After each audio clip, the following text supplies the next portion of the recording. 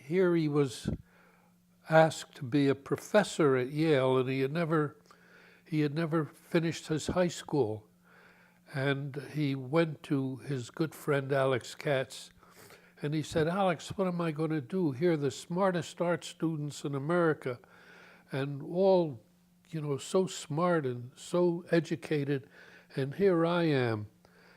And Alex said, "Look, Al, you got to remember one thing, that those kids are smart all right, but they're punks." He said, you're a real gangster." And Al said it took him through Yale.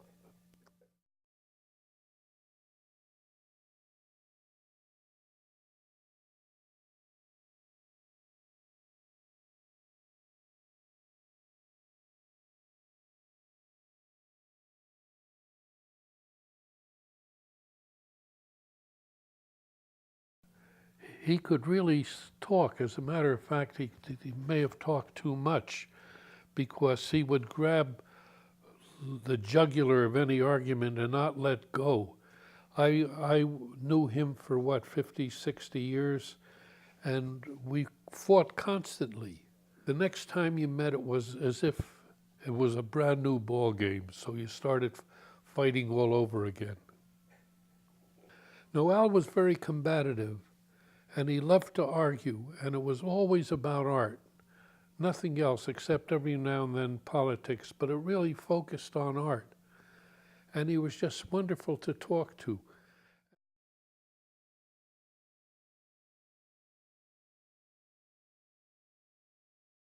If you look at the so-called action or gestural paintings of the 1950s, one of the things he's really trying to do is to push it out into the room.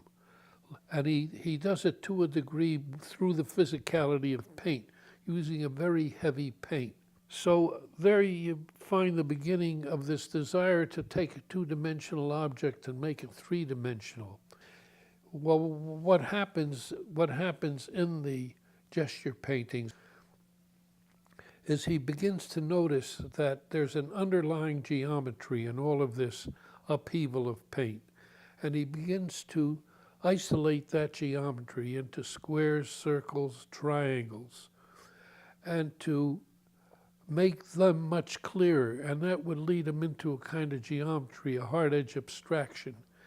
And then what he does is attempts to get rid of a cubist dimension in his work, which means he wants to get rid of the interaction of shapes within the canvas. And he ends up with a hard edge abstraction where he deals with very simple geometric volumes, a square, a triangle, a circle, but he spreads them out so they don't create a structure within. But there too, you'll notice that one of the things he's most interested in is giving these geometric forms some kind of solidity, literally a third dimension. And I think that's also a very interesting original contribution that he makes. And then the black and whites, there's just absolutely nothing like them. I mean, that's Al, on the surface, off the surface, in volume, flat, you name it. They've got it, yeah.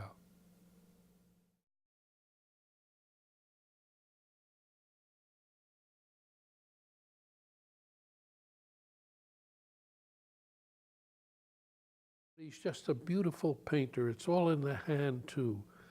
I mean, de Kooning once said that that great painting is from the elbow down.